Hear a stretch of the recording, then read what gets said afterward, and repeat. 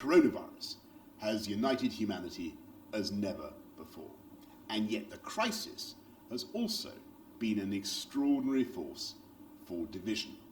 We've all been up against the same enemy, the same tiny opponent, threatening everyone in much the same way.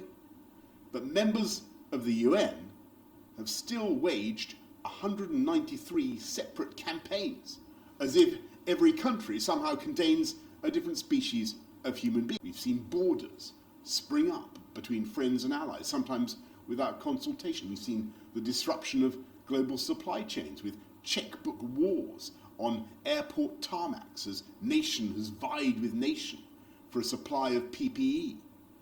And after 9 months of fighting COVID, the very notion of the international community looks, frankly, pretty tattered.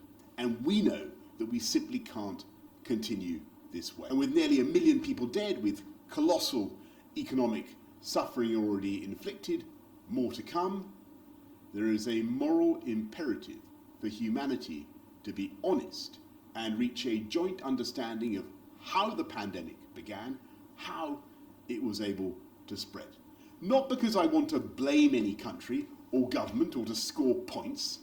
I simply believe, as a former COVID patient, that we all have a right to know, so that we can collectively do our best to prevent a recurrence.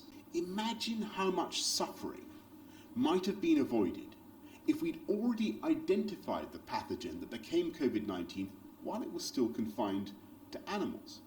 Suppose we'd been able to reach immediately into a global medicine chest and take out a treatment. What if countries had been ready to join together from the outset to develop and trial a vaccine?